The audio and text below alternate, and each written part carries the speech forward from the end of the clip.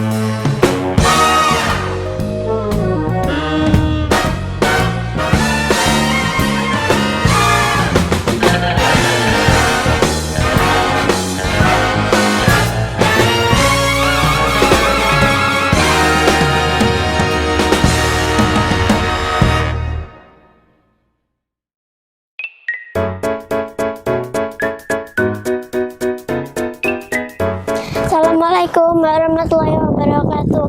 Hai guys, kembali lagi di channel aku. Hari ini kita berkesempatan untuk jalan-jalan ke Mas Pion. Kita mau bertemu bosnya langsung. Penasaran kan gimana videonya? Ayo kita lihat saja apa jawabannya dari Pak Alim Markus. Ya.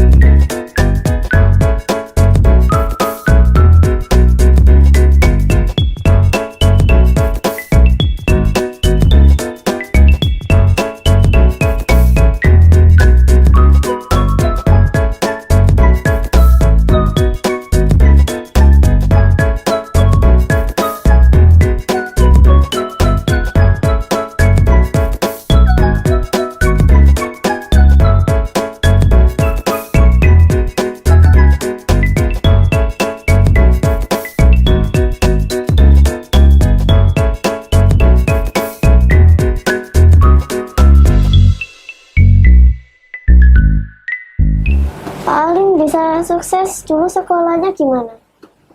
Ya, jadi saya mulai bekerja itu tahun 65. 65 itu waktu itu sekolahan Tionghoa Jiaozhong ditutup oleh pemerintah Soeharto. Jadi saya terpaksa terjun kepada bisnis. Waktu itu juga dipanggil, diminta ayah saya. Karena you anak yang barep, ya. Saya sebetulnya juga ingin jalan-jalan ke luar negeri, ya lihat-lihat. Tapi juga ayah saya bilang, you anak yang barep, ya you bantu papa. Ya no way, jadi 我想我没有办法，我 OK， 我想在学校1加1永远等于2，不会等于3，也不会等于11，也不会等于更多的数字，或者也不会变成0，或者是0下。di mana di sekolahan itu angka 1 tambah 1 itu selalu menjadi 2, ya di sana. Jadi kalau di dunia yang nyata, di bisnis yang nyata, itu bisa menjadi 11 pun juga bisa. Bisa jadi 0 juga bisa, di bawah 0 juga bisa. Dan di sanalah liku-likunya bisnis, ya. Itu kadang-kadang tidak bisa didapatkan dari mata pelajaran di sekolahan, kurikulum. Ya, di semuanya itu tergantung dirinya sendiri. Bagaimana akumulasi pengalaman. Iya, betul. Jadi pengalaman itu adalah ilmu yang sudah di-approve. Pengetahuan yang sudah di-approve itu menjadi pengalaman. Jadi satu orang itu bisa sukses, dia selalu tidak buang-buangkan waktu. Sebab waktu itu berjalan terus. You tidak bisa pegang waktu, tidak bisa waktu itu disimpan, tidak bisa waktu itu diprotection. Orang hidup itu ada proses. Jadi dari bayi sampai ke jalan, belajar jalan pun juga ada yang jatuh, ada yang bangun. Kalau tidak berani terlalu diprotection, itu anak itu tidak bisa besar dalam arti mandiri. Jadi dia selalu cengeng. Ya, itu harus berani dibiasakan. Nah, di sanalah. Jadi waktu itu coba you hitung pagi, siang, sore, malam. You makan, you buang waktu. Ya, you belajar, buang waktu. Terus itu tidur pun juga waktu. Nah, di sana sehingga you harus baik-baik menggunakan waktu yang ada. Kalau you mau sukses, you harus kerja lebih banyak, you harus belajar lebih banyak. Biarpun keadaan sekarang, saya umur 70 tahun, saya pun juga, saya tidak mau sia-siakan saya punya waktu. Juga ingin mengetahui.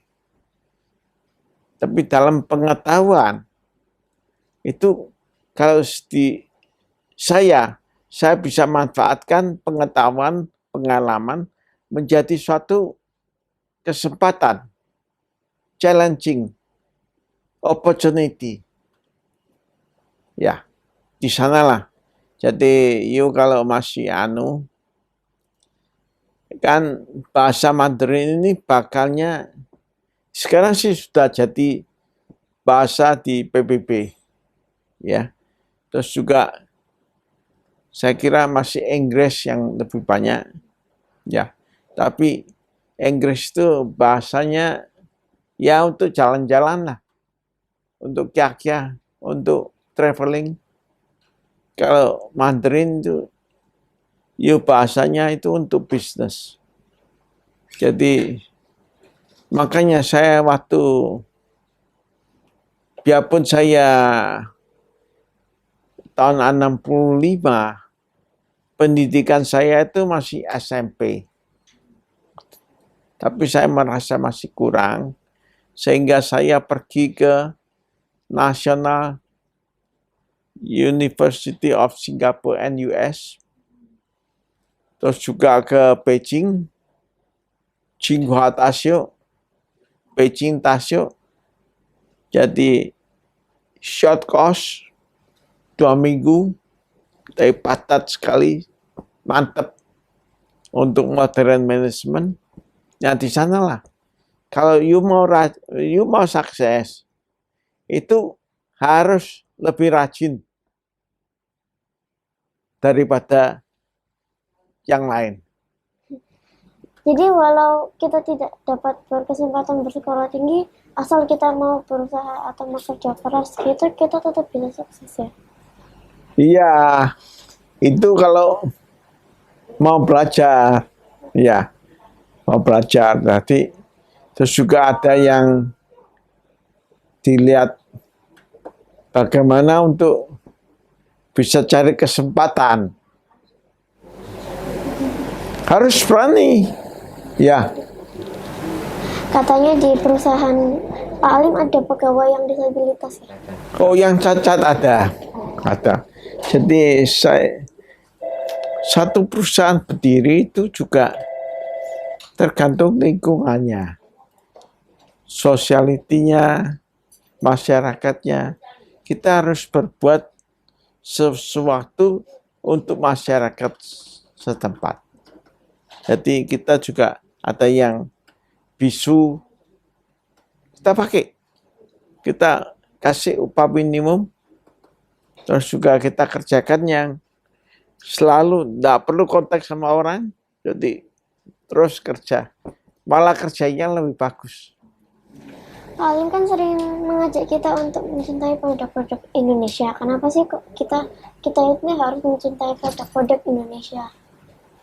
Ya, waktu itu puranya Mas Pion itu namanya Pak Soeharto.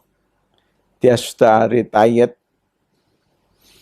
Dia bilang, Mas Pion, prestasi Indonesia. Terus saya itu ke prestasi Indonesia, diucapkan itu kurang begitu menarik bagi yang masyarakat yang lebih luas. Sehingga belakangan saya rubah menjadi cintailah produk-produk Indonesia. Jadi hari ini kita dapat kesempatan untuk berjalan-jalan di Mas Pion dan kita akan lihat-lihat produk-produknya Mas Pion. Jadi kita langsung lihat aja yuk. Ya.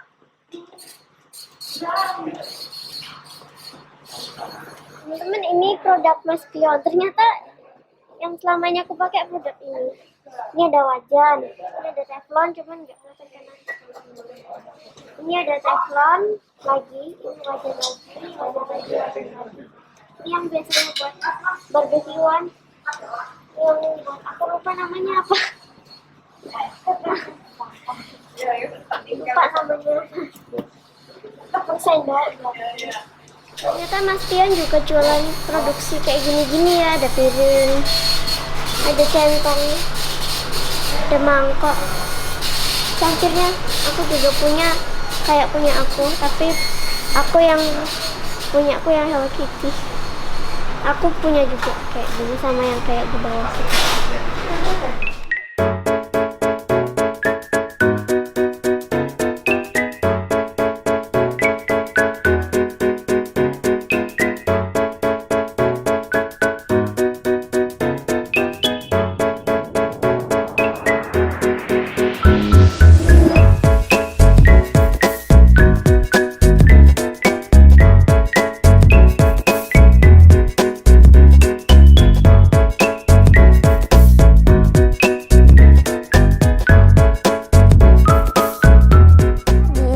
Sudah ngobrol dengan Pak Alim Markus.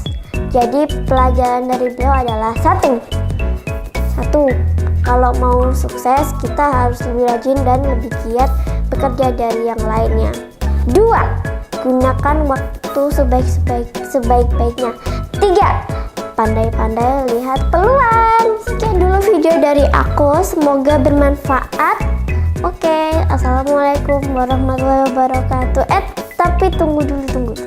Sebelum selesai videonya jangan lupa untuk subscribe, like, dan komen video ini dan share video ini sebanyak-banyaknya. Oke, terima kasih.